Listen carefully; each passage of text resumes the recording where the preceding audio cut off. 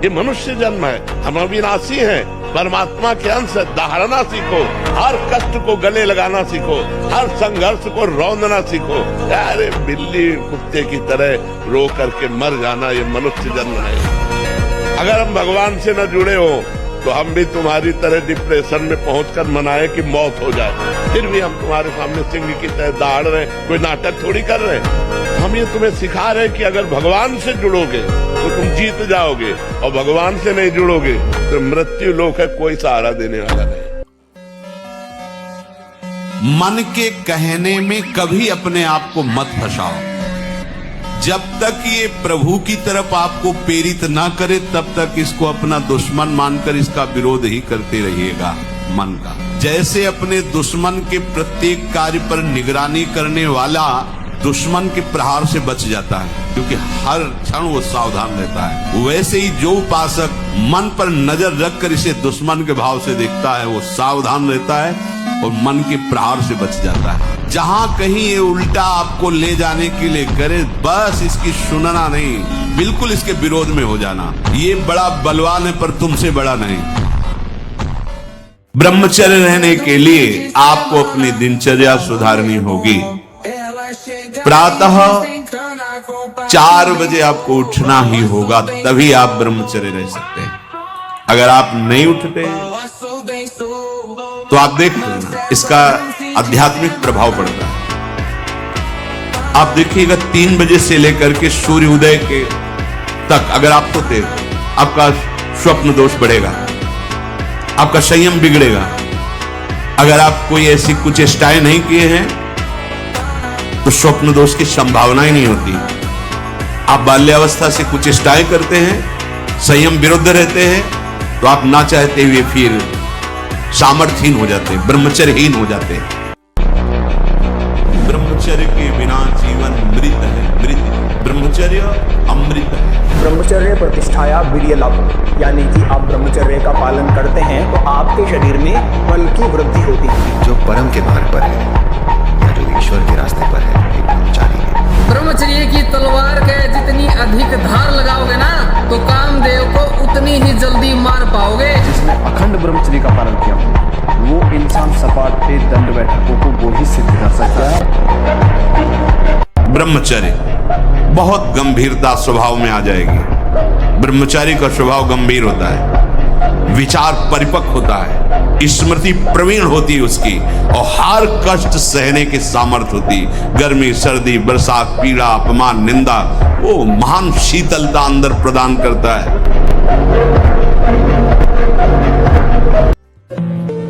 आप ऐसा स्वभाव बनाइए कि यदि एक कमरे में आपको बहुत काल तक अकेला रहना पड़े, ना किसी से मिलना, ना किसी को देखना, ना बोलना, तो आप रह सके। इतना एकांत प्रिय स्वभाव बनाइए। बहुत स्वभाव आपका गंभीर होना चाहिए, एकांत प्रिय होना चाहिए। जैसे जंगली सिंह के नेत्र हैं, ऐसे ब्रह्मचारी के नेत्र होते। उसके नेत्र में एक पावर होता है, एक दबाव पक्ष होता है। वो जिस पर नेत्र डाले तो एक बार झुक जाए सामने वाले के नेत्र।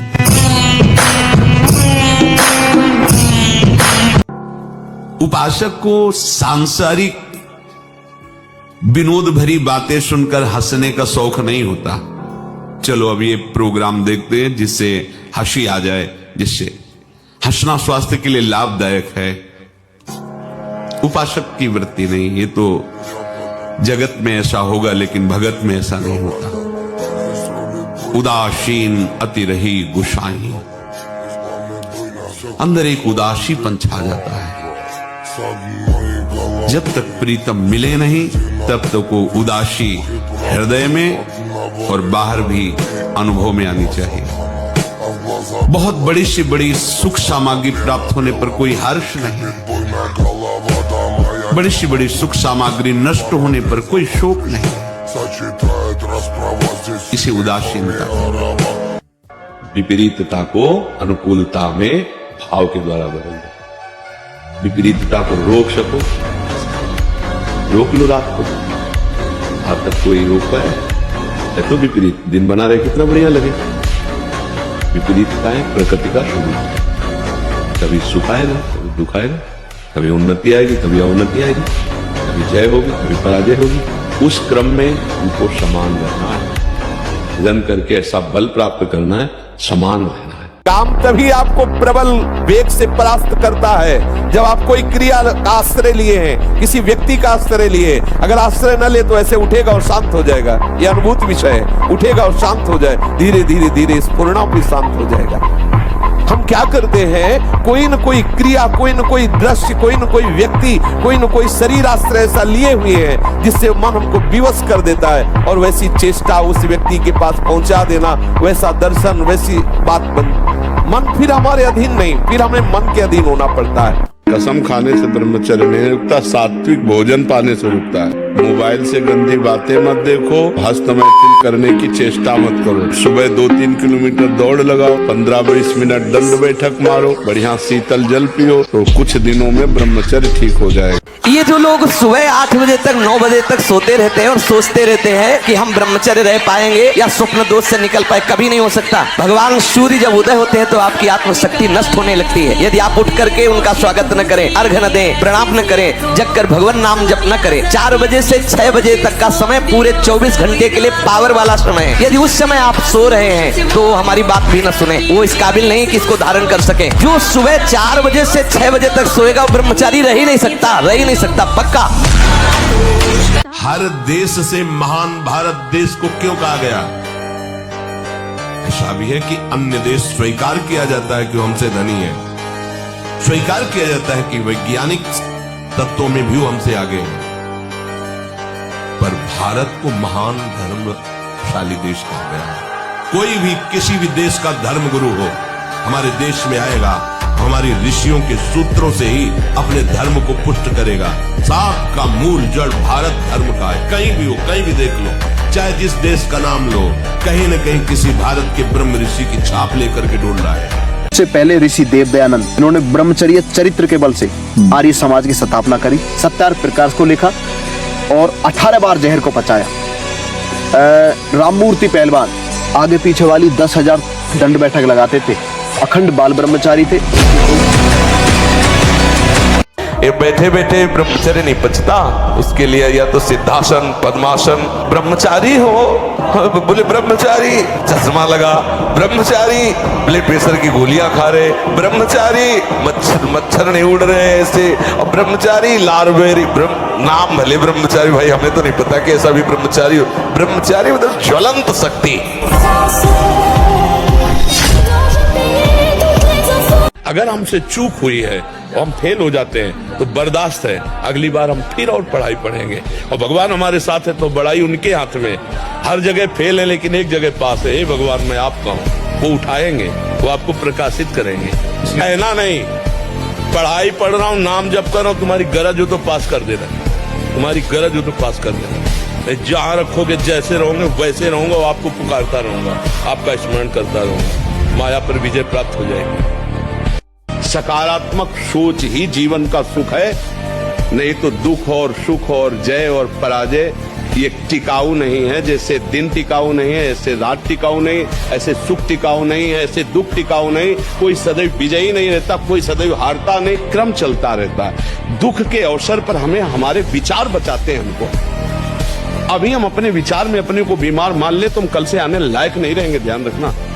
हम आज अब भी नहीं मानते कि हम बीमार हैं, तो हमारी निगेटिव सोच जो है ये बिना वजन के नहीं जाएगी। देखो आपकी सोच अच्छी है तो आप थोड़ा कम पैसे वाले भी है ना, गरीब भी हैं, मस्त रहे। इन विकारों का सत्ता स्वरूप सत्य भाव आना ही हमारे लिए पतन का कारण है। इनकी सत्ता नहीं, हंसते हुए मिटा दो। ये विकार आपके हृदय में वेग आकर के आपको परेशान कर रहे, कब? जब आप उनका महत्व देते हैं। अगर आप तत्काल हट, बस साधक का इतना ही होता है, अंदर से ऐसे किया, इसका कोई महत्व नहीं, आगे लग गया, नामवाणी में लग गया, नामवाणी में चित्त को लगा। आप देखो तो करके थोड़ी देर जलन हुई, शांत हो गया, फिर जो जलन आई थी वो जलन अगली बार कम आएगी, फिर और कम आएगी, फिर और कम आएगी, फिर एकदम खत्म हो जाएगी। एक दिन ऐसा होगा कि आप समस्त विषय भोगों के बीच में रहते हुए आप निर्मल रहेंगे। प्यारे, बहुत बड़ा दांव लग गया है, बाजी जीत लो, हारना मत। चूकना मत, एक निमिष के लिए भी ध्यान न छूटे, नाम न छूटे, फिर देखो कौन विकार तुम्हें परास्त करता है। अगर आप कोई ऐसी गलत क्रिया करते हैं, गलत आहार करते हैं, तो ही ऐसा है। नहीं, ये कोई ऐसी नहीं कि स्वाभाविक प्रवाहित होता रहे, ऐसा नहीं।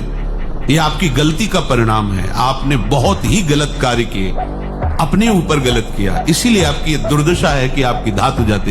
ये धातु रुक जाते किनको होते हैं? विषयी पुरुष को, पामरों को, जो नीच प्रकृति से नीच क्रियाएं करते हैं। क्या मुर्दे जैसा जीवन, जो इंद्री जैसा चाहे वैसा डाउन कर दे, जैसा चाहे वो हमें शोक दे दे, दुख दे। थोड़ा सा साहसी बनो, तुम भगवान के अंश हो, तुम कुछ भी कर सकते हो, कुछ भी।